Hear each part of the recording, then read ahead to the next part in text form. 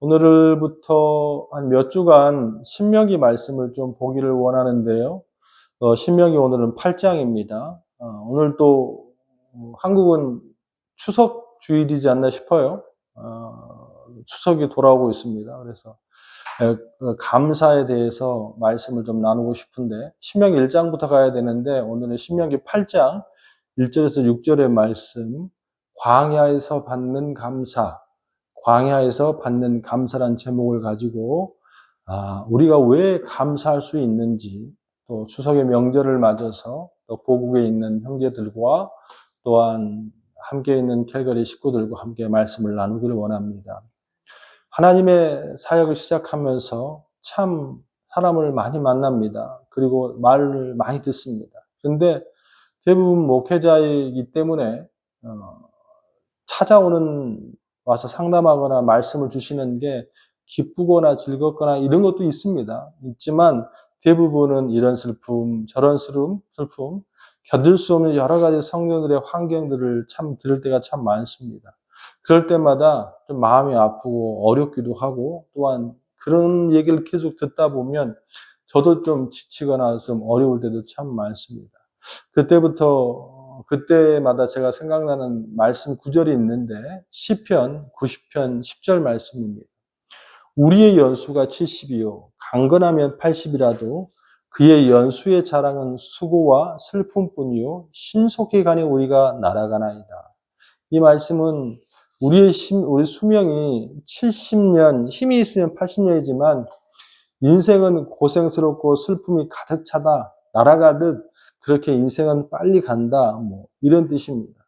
이 말씀을 보아서 사람들이 그런 말을 하고 어려움을 꺼내올 때마다 저는 한 가지 느끼는 게 있습니다. 그게 무엇이냐면 어느 누구에게나 고난과 광야는 모두 존재한다. 어리다고 해서 걱정이 없거나 슬픔이 없는 게 아니고, 또 돈이 많으면 걱정 없겠다. 그런 사람들이 있잖아요. 내 평생에 정말 돈만 많아봐라. 그러면 진짜로 내가 감사하고 잘 살겠다. 그러면 부자들은 항상 감사하고 즐겁고 행복해야 되겠죠. 그런데 우리는 뉴스를 봐서 알잖아요. 돈이 많아도 또 힘들고 어렵고 그들만의 또 힘듦이 있어요, 없어요? 있습니다. 그래서 빈부노소를 막론하고 모두가 다 광야 같은 어려움이 있다. 또한 하나님을 믿는 사람도 하나님을 믿지 않는 사람도 모두 다 인생 가운데 어려움이 존재한다, 존재하지 않는다, 존재한다는 거예요. 좀 착각할 때가 있어요. 난 예수 믿고 교회 열심히 다니니까 내 인생길은 행복할 거야. 내 인생길은 광야가 없을 거야. 내 인생에는 항상 즐거움만 있을 거야. 나는 교회 다니니까. 그러면 얼마나 참 좋겠습니까? 그런데 예수를 믿어도 예수를 믿지 않아도 어떻게? 인생 가운데 어려움은 있어요, 없어요? 똑같이 있습니다. 어쩌면 예수 믿는 사람이 더 많이 있을 수 있어요. 그런데 뭐가 달라요? 그 어려움과 힘듦을 어떻게 이겨낼 수 있는 방법이 다르다는 거예요. 우리가 아무리 고난 같은 광야를 피하려 한다 할지라도 피해질 수가 있어요, 없어요? 없습니다. 소원하는 것은 어쩌면 한가위잖아요. 또 감사할 게 말고 가장 풍성하다고 그러잖아요. 여기는 한가위가 없습니다.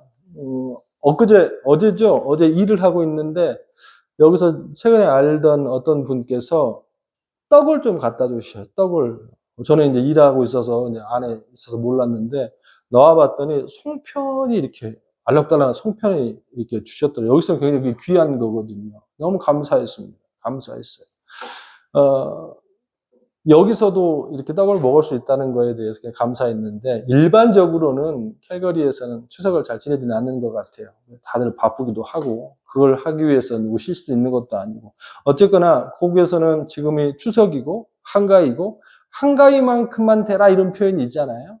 너무 풍성하고 많고 즐거워야 되는데 올해는 좀 그렇지 않은 것 같아요. 주위의 말씀을 들어보고 뉴스를 들어보면 실정들이 너무 좀 어렵고 팍팍하고 힘든 것 같아요. 너무 더웠고 또 경제적으로 힘들고 그러다 보니까 감사가 많이 없는 것 같아요. 그래서 오늘 사실은 그런 맥락에서 말씀을 보기를 원하는데 그런 배경에서 맥락에서 오늘 말씀을 보면 지금 신명기의 말씀은 어떤 말씀이에요? 배경 자체가 광야입니다. 광야.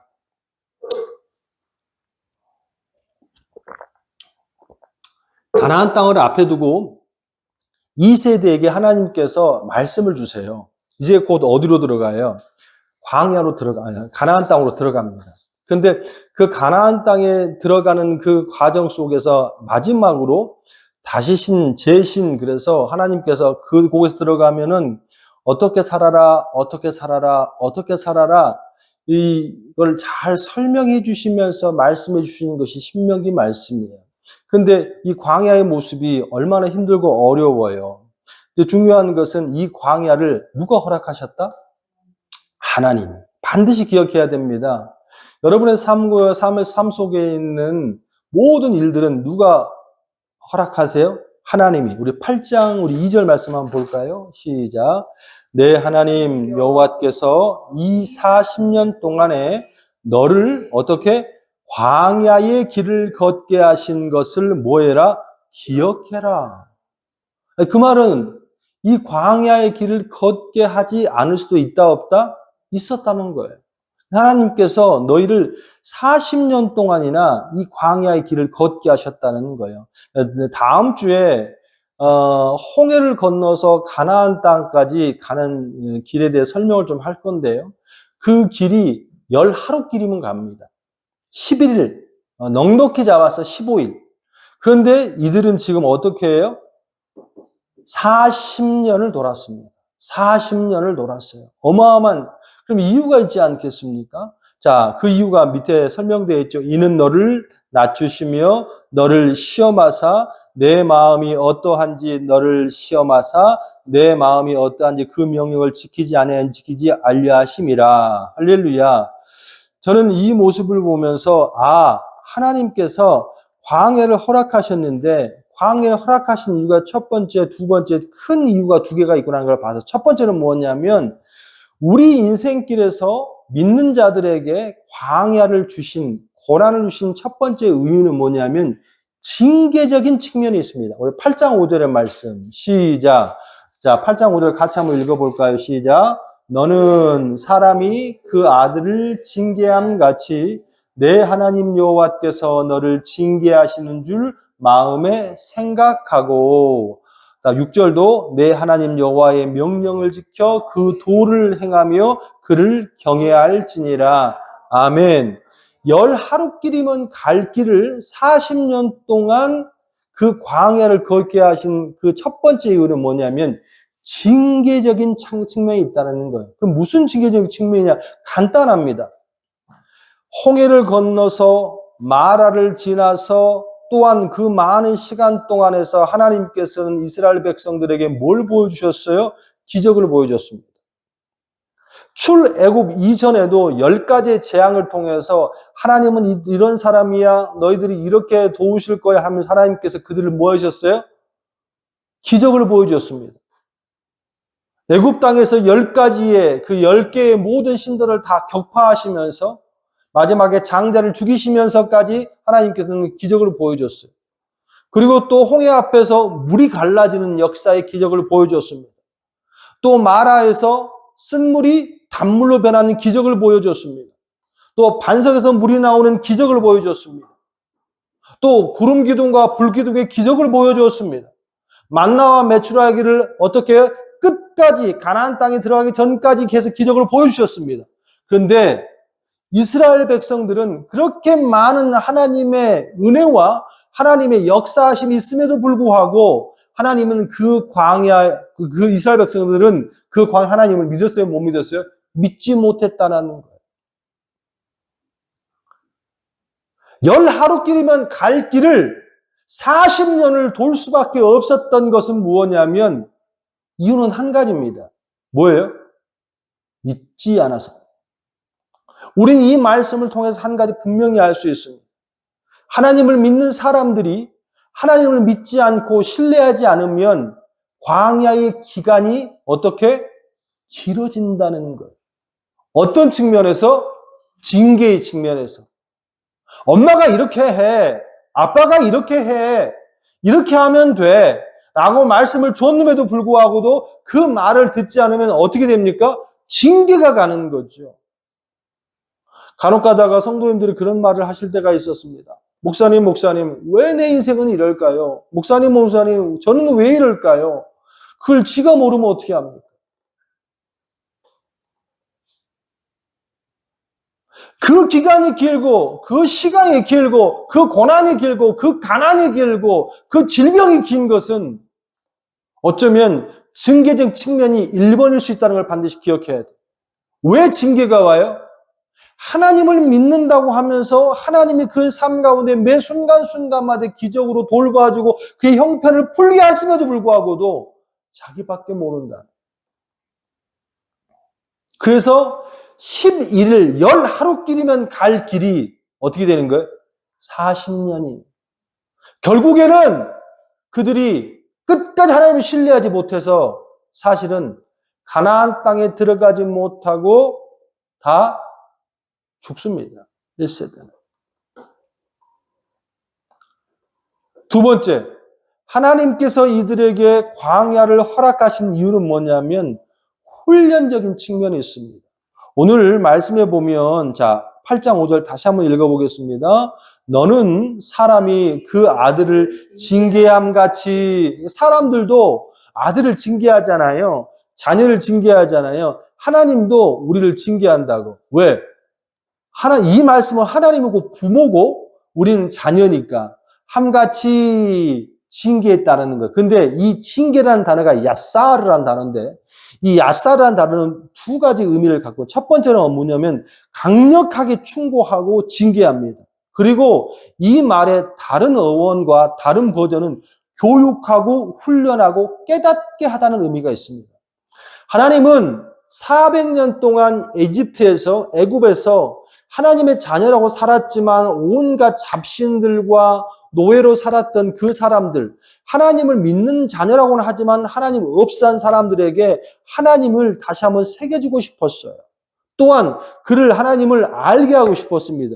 그래야 하나님의 자녀가 될 거 아니겠습니까?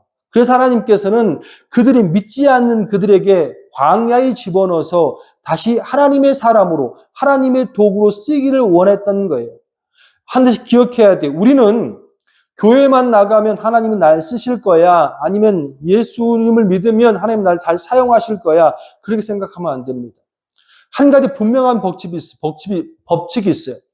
훈련되지 않는 사람. 준비되지 않은 사람은 그 사람이 어떤 사람이고 어떤 이유든 하나님은 쓰시지 않습니다. 성경의 많은 인물들을 보면 하나님은 반드시 그 사람을 훈련하십니다. 어떤 훈련이요? 하나님을 신뢰하고 믿는 훈련을 하신다는 거예요. 열왕기상 17장 1절에 후반전에 말씀을 보면 엘리야가 선포를 합니다. 그리고 난 다음에 하나님께서 그 어디다가 꼴자를 쳐박아요. 그리고 3년 동안 훈련을 하십니다. 그리고 모세도 어떻게 사도행전 7장 21절 22절의 말씀 하나님은 모든 훈련을 다 마치신 후에 모세도 사용합니다. 어떻게? 40년은 어디서? 애굽에서 왕자로서. 또한 어떻게? 모세도 하나님을 믿지만 하나님 믿는 자녀로서 준비가 안 됐으니까 어디다 끄집어내죠? 사막으로, 광야로, 홀로, 외롭게 40년 동안 놔둔 다음에 하나님 훈련하신 후에 80세가 되세 하나님께서 모세를 사용하시는 거예요. 또 다윗도 기름을 붓고 난 다음에 왕이 되기까지 몇 년? 14년. 야곱도 20년. 모든 사람들이 다 이렇게 어떻게 훈련을 거쳐서 하나님께 사용하시는 날 반드시 기억해야 할 줄로 믿습니다.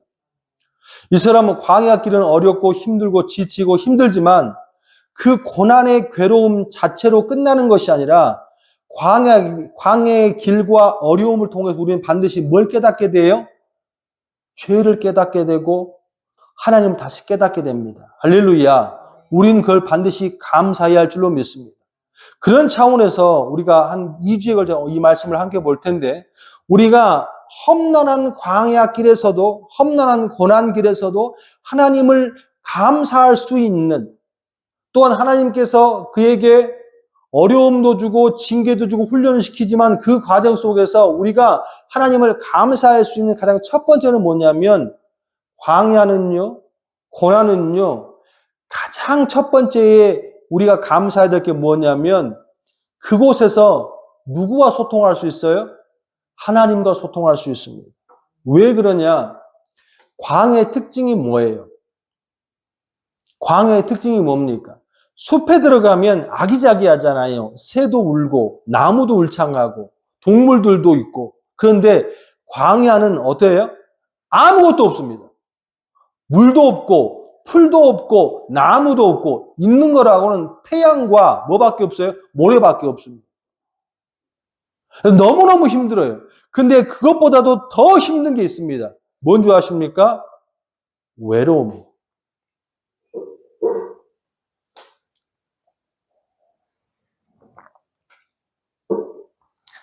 광야의 외로움은, 광야의 가장 힘듦은 외로움입니다.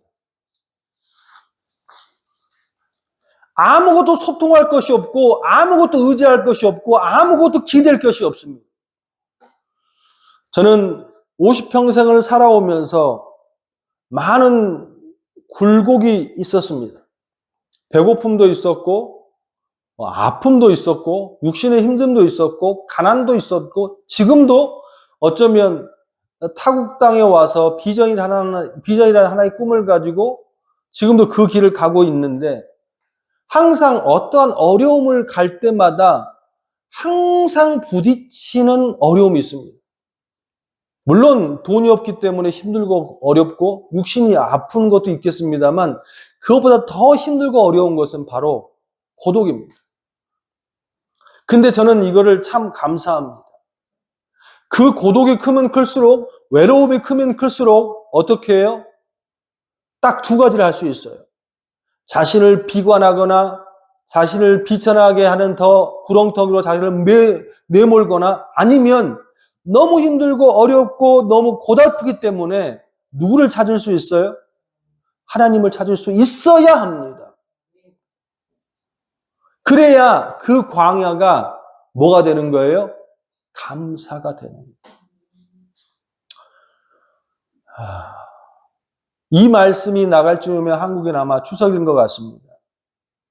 어떤 사람은 정말 추석에 감사할 거리도 많고 또 즐거운 일도 많겠죠. 또 어떤 사람은 그 즐거운 한가위에 고통 가운데에 걱정 가운데에 감사거리가 없는 사람도 있을 줄로 믿습니다. 하지만 그런 모든 사람들에게 한 가지 말씀드리고 싶어요. 그거 하나님이 허락하신 겁니다. 그러면 하나님이 허락하셨기 때문에 하나님께서 걷어갈 수 있다 없다? 있다라는 거예요. 저는 19의 집을 나와서 지금 30년에 50이 되는 과정 속에 많이 힘듦이 있었고 어려움이 있었지만 그 순간순간마다 어려울 때마다 하나님을 의지하고 찾으면 제가 분명히 말씀을 드립니다. 하나님은 우리를 절대 홀로 내버려 두시지 않습니다. 그걸 통과하게 하시고 더 좋게 하시고 더 풍성하게 하시고 더 감사거리를 주실 줄로 믿습니다. 하나님께서는 이스라엘 백성들을 사막에 집어넣어서 죽기를 바라지 않으신다는 것을 반드시 기억해야 할 줄로 믿습니다. 더 좋은 것으로, 더 맛있는 걸 주시기 위해서, 더 좋은 집을 주시기 위해서, 더 행복한 환경을 주시기 위해서 그곳에서 하나님을 찾고 감사하며 사시길 바랍니다. 이번 한 주간은 의도적이라도 감사를 외치며 사시는 여러분 되시기를 주님의 이름으로 축원합니다.